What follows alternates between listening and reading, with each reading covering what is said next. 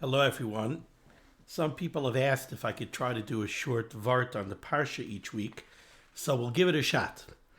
So here we are in Parashas Yisro.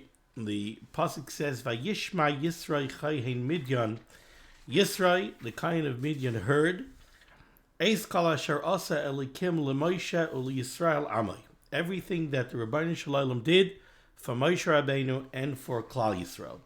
The first Rashi in the Parsha, Rashi says, "Vayishma Yisro." Yisro heard.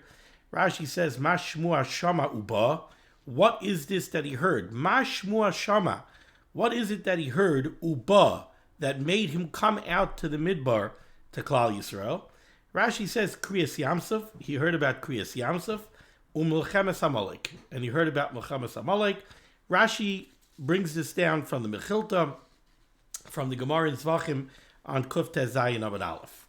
Now the truth is that the Gemara on Kuf Zayin Amud Aleph in Zevachim brings down many different things, many different opinions of what Yisro heard, and Rashi brings down some of them later on.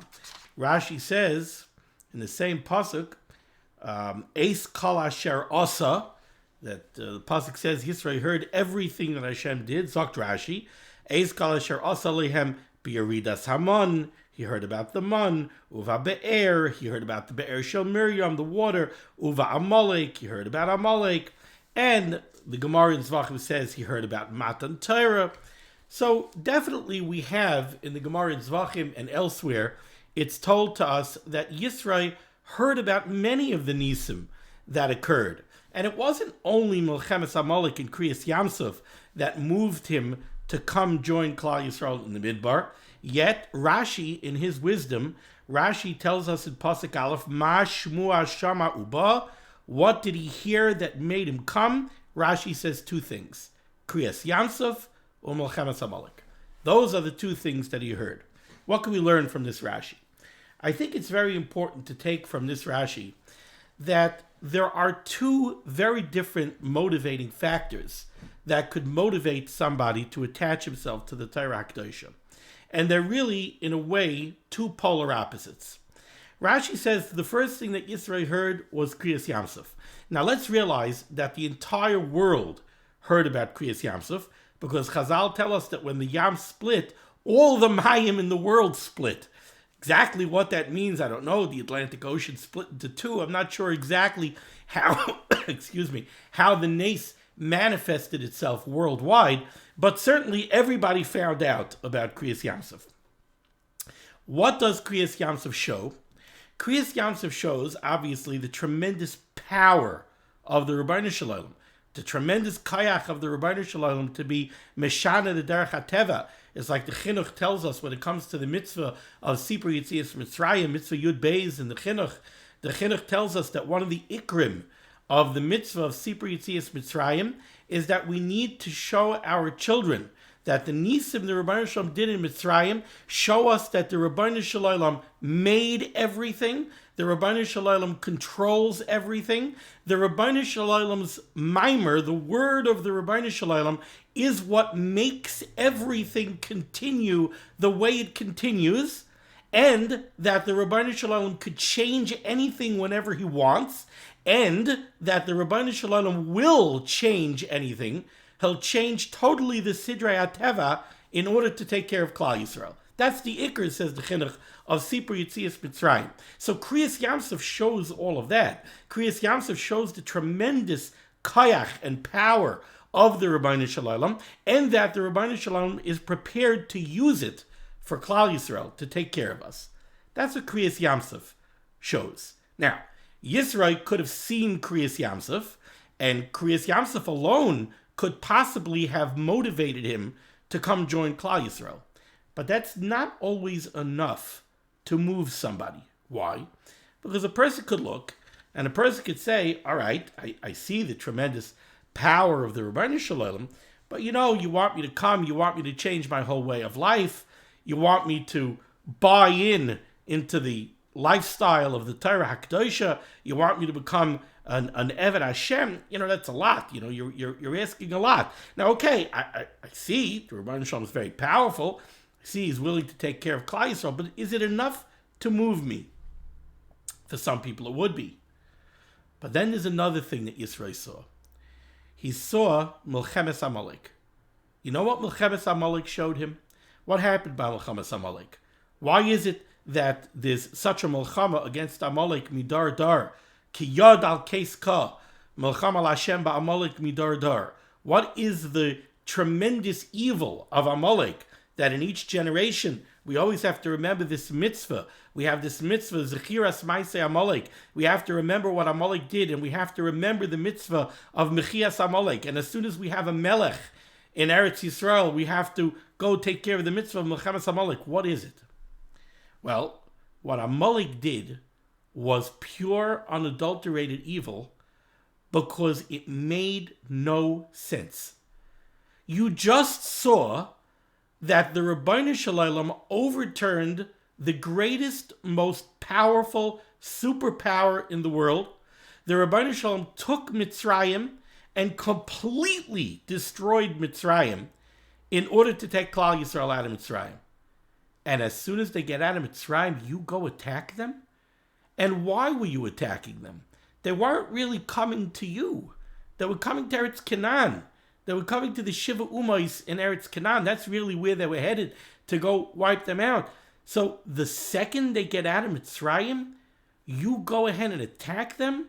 So it's just azar rishus.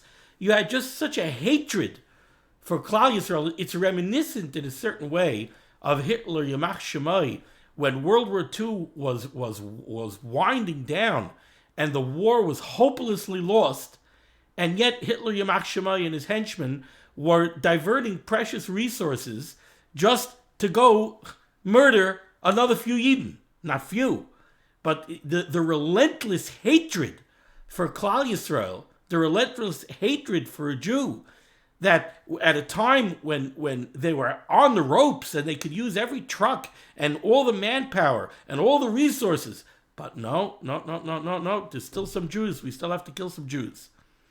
That kind of relentless, vicious, baseless hatred, and in the case of Amalek also, a hatred that made you were going out to wage war on Klal Yisroel when you just saw that the Ribbono Shel Olam wiped out Mitzrayim on behalf of Klal Yisroel. What chance did you think you had? Made no sense. What Yisro saw in milchemes Amalek is he saw what could happen to a person without Torah.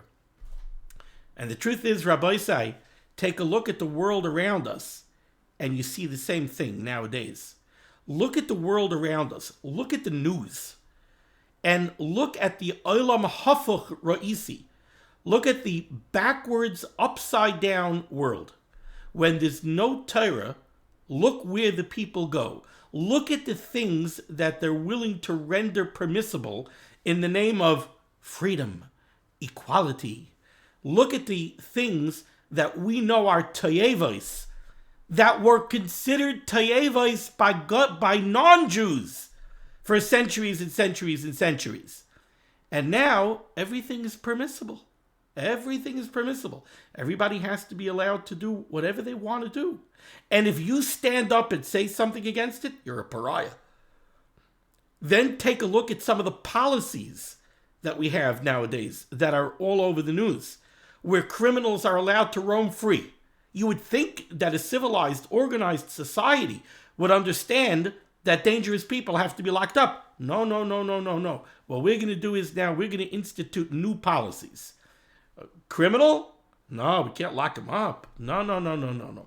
Leave the criminals out on the streets, and the district attorneys will tell you that this is going to reduce crime. If we take a violent person, we take a person with a rap sheet longer than both of our arms, and instead of locking him up, we let him stay out on the street, that's going to reduce crime. So take a look at how upside down the world becomes when you don't have a Torah HaKadosha. Now, are they greater Rachmanim than we are? Are they more merciful than we are? Certainly not. We're B'nai Avram, Yitzchak, v'Yaakov. The Chazal tell us, B'nai Avram, Rachmanim b'nei Rachmanim. We are Rachmanim. But we're Rachmanim on people. We're not Rachmanim on Achzoriim. We're not Rachmanim on cruel people. Because when you're a Rachman on an Achzari, you end up becoming an Achzar on a Rachamon. Take a look. Nowadays, plenty of stories where the criminal, he's treated with kid gloves. The victim, we have to be tough on. So, in summation, you want to know, I think, why Rashi says, Ma shmua shama uba, Krias Yam Suf, and milchemes Amalek. What Yisro saw was two sides of the coin. Yisro saw, on the one hand, the danger of trying to live without a Torah Kedosha. Yisro, who was a person of great importance in Midian, he was an authority figure. He was Kayan Midian. He lived at the top of the food chain. He was from the elite of Midian.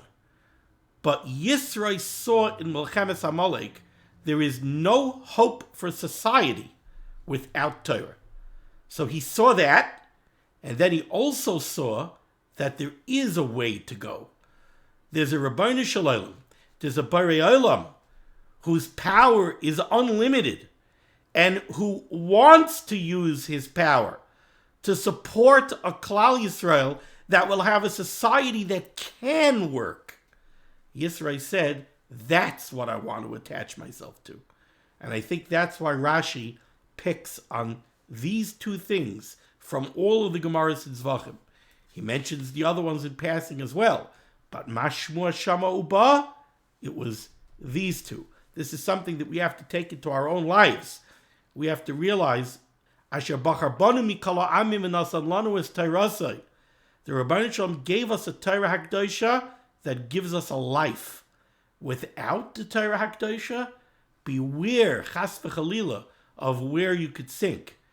But on the other hand, if you buy into the Torah HaKdosha, if you are an Eved Hashem, if you are a Yerei Shamayim, the Rabbeinu Shalom has your back. And the Rabbeinu Shalom will even do Krias Yam Suf. Everybody should have a wonderful, wonderful Shabbos. Be well.